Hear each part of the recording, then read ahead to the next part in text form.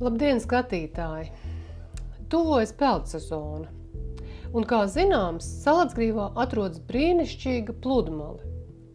Bet, diemžēl, Veselības inspekcija katru gadu jūlija mēnesī neiesaka peldēties Salacgrīvas jūrmalā. Bieži pat aizliedz to darīt dēļ fekālā piesārņojuma. Tad šajā video es jums pastāstīšu jaunumus, kurus es atklāju pagājušajā nedēļā Salacgrīvas jūras piesārņošanas lietā. Video noslēgumā esmu sagatavojusi dažus precīzus jautājumus Dagnim Straubergam, kurš ir Salacgrīvas mērs kopš 2001. gada. Kā jau minēju, divos iepriekšējos Salacgrīvas ziņu raidījumos, kanalizācijas noplūdi jūrā pirmo reizi es ievēroju 2009. gadā. Kanalizācijas noplūdes vieta atrodas Smilšu Liedagā pretī īpašumam Sila ielā 36 Salacgrīvā. Pievieno ieskatam dažas fotogrāfijas arī no citiem gadiem. Lūk, Salacgrīvas jūrmala 2020. gadā un lūk 2021. gadā.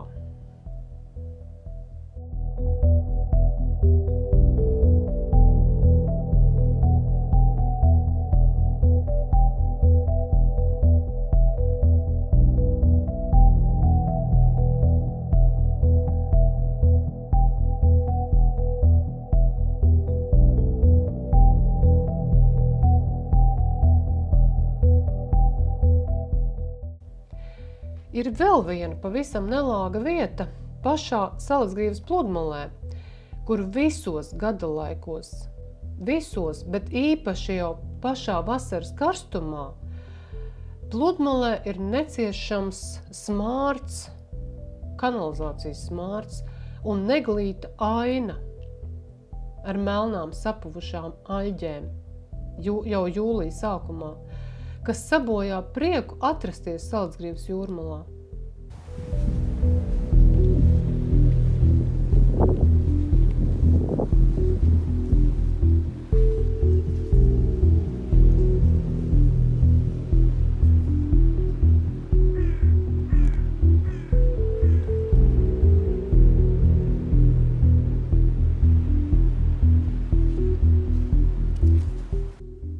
Es šo parādību varu izskaidrot vienīgi ar to, ka Salacgrīvā valdošie vēji ir dienvidu un dienvidu rietumu vēji.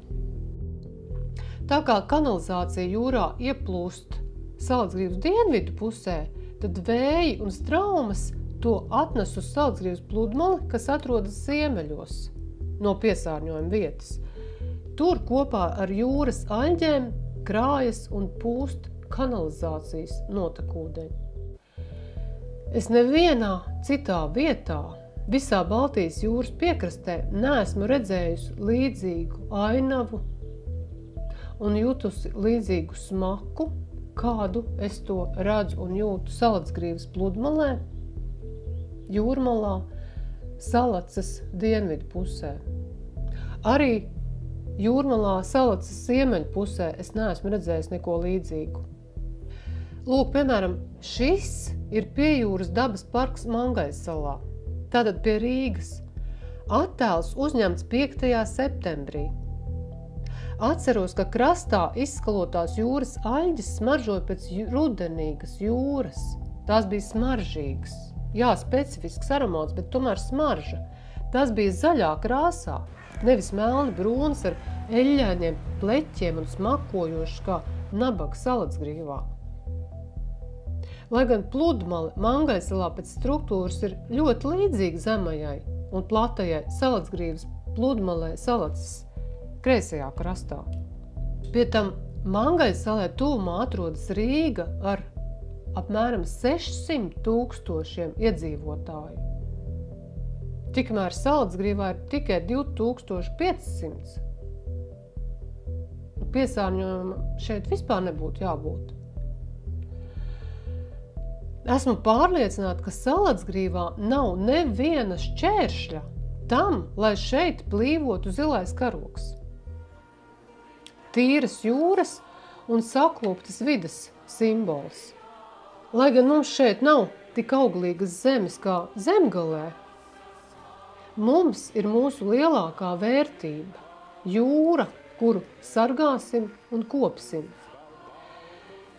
Zilais karogs veicinātu dabas atjaunošanos, zivju atgriešanos un stiprinātu mūsu senču zvejnieku un tradīciju mantojumu.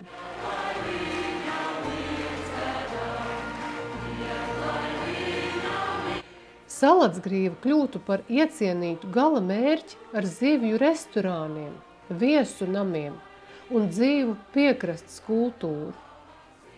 Svarīgs solis ir arī apvedceļa izbūve, lai smagā satiksme apietu pilsētas centru, padarot mūsu vidi drošāku un pievilcīgāku. Salacgrīva pilsēta, kur jūra ir mūsu nākotne.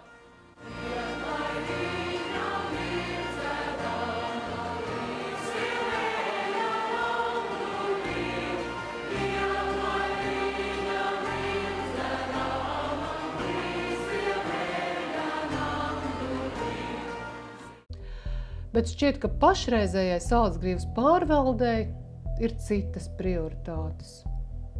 Arī šā gada ziemā Salacgrīvas jūrmalā jūtu kanalizācijas smaku. Līdz ko nokusa sniegi, martā pie pirmās iespējas aizgāju līdz ierastajai kanalizācijas noplūdes vietai, pretī Sila ielā 36, un atkal pavērās bēdīgā aina un gaisā jau ierastā kanalizācijas smaka.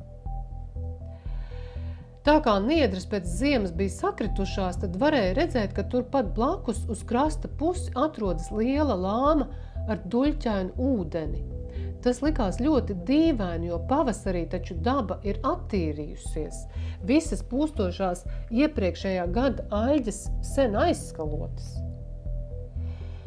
Nolēmu aiziet lāmas otrajā pusē, lai noskaidrotu cēloni šo smakojošo ūdeņu noplūdei jūrā. Nokļuva Sila ielā 36, kas ir privāta īpašums.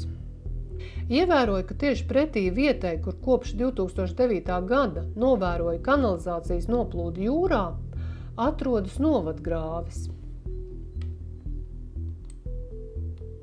kas tek jūras virzienā.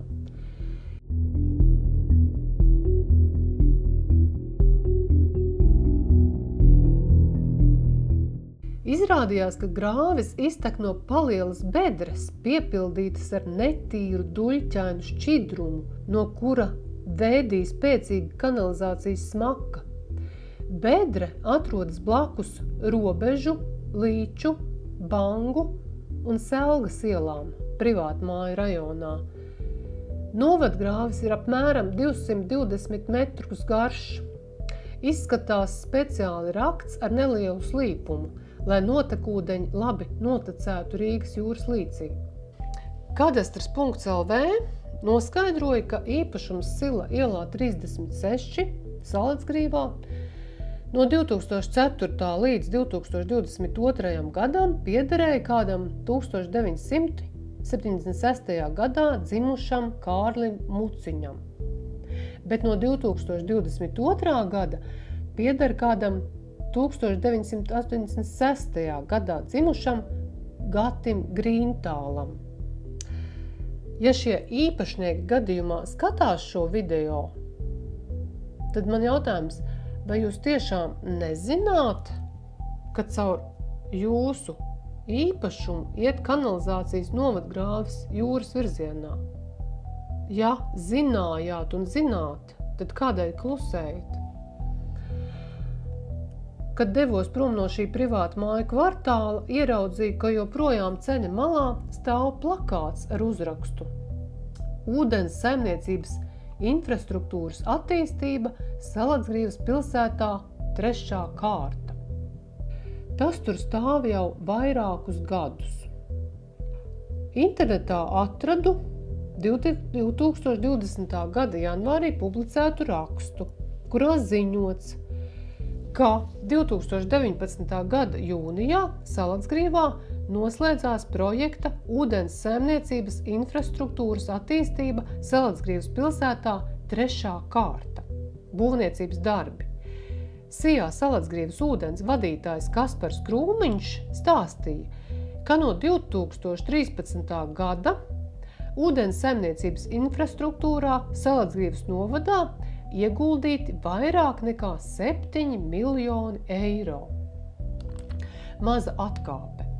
Iepriekšējos Salacgrīvas ziņu raidījumos vērsu jūsu uzmanību tam, ka no 2007.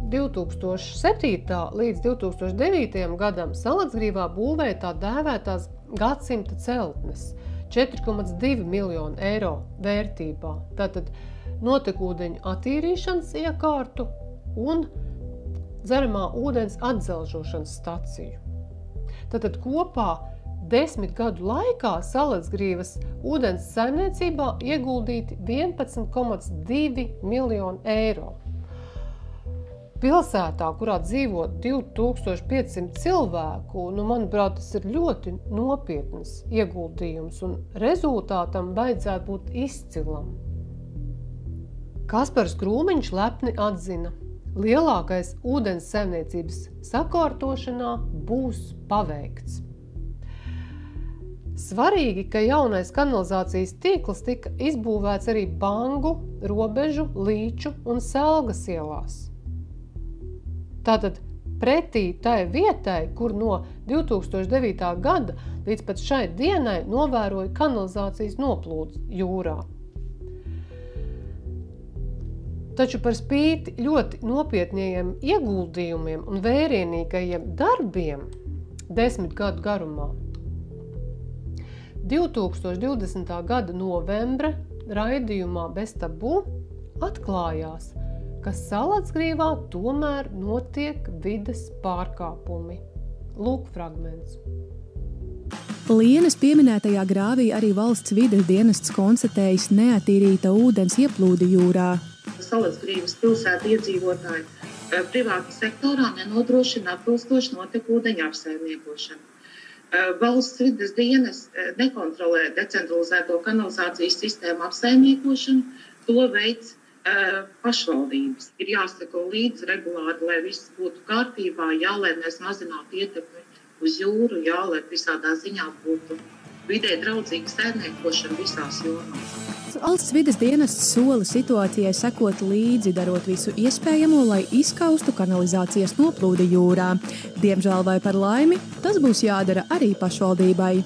Alisa Kubiloviča, Dzintars Rudzītis, Bez tabū no Salacgrīvas. Beidzot, jautājums Dagnim Straubergam, kurš no 2001. gada ir Salacgrīvas pilsētas vadītājs un tagad Limbažu novada vadītājs. Cik ilgi vēl piesaksiet šo kaunu?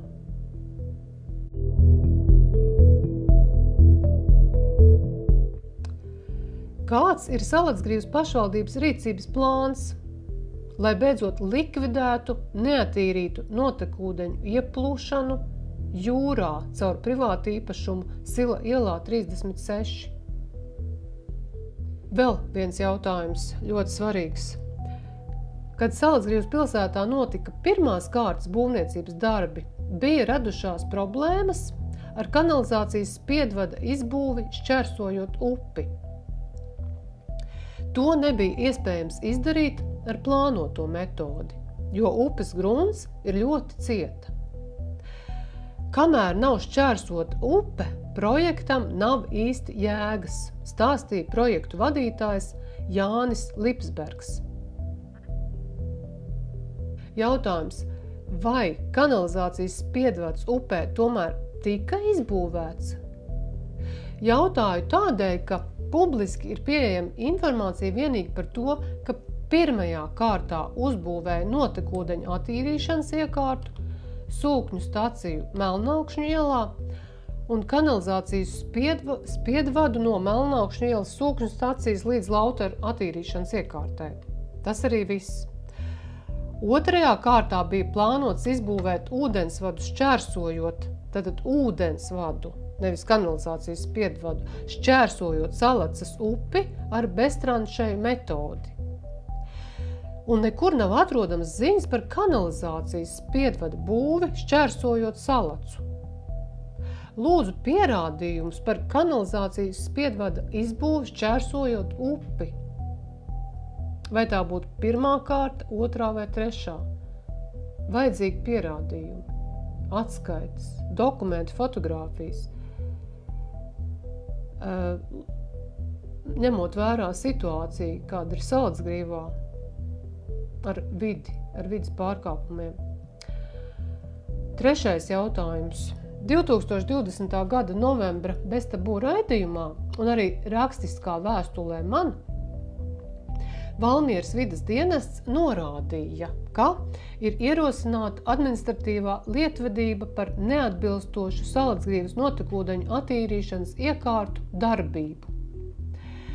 Arī 2 ūdens pārskati liecina, ka 2021., 23. un 24. gadā Salacgrīvas notekūdeņu attīrīšanas iekārtas jūrā ir novadījušas netīrus komunālos notekūdeņus. Kāds ir Salacgrīvas pašvaldības rīcības plāns, lai beidzot likvidētu problēmas ar notekūdeņu attīrīšanas iekārtu nespēju attīrīt notekūdeņus, kvalitatīvi attīrīt? Un 4. jautājums.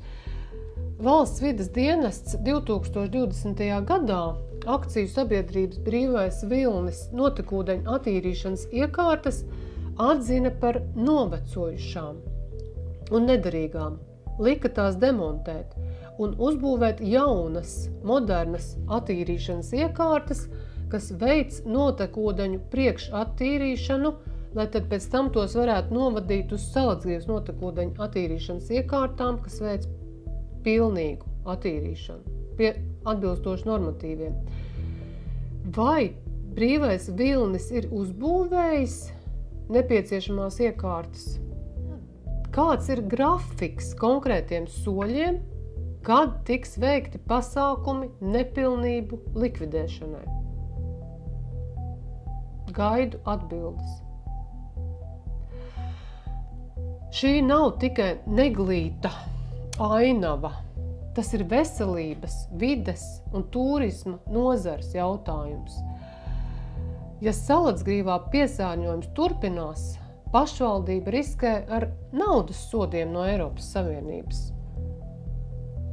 un reputācijas zaudējumu, kas ir vissvarīgākais. Pašvaldībai jāstrādā sabiedrības labā, nevis aizstāvot nolaidību vai privātas intereses. Pavisam nobeigumā kāds sens indiāņu sakāmvārds. Kad cilvēks nocērt pēdējo koku, saindē pēdējo upi un noķer pēdējo zivi, viņš sapratīs, ka naudu nevar ēst. Paldies par uzmanību un līdz nākamreizē!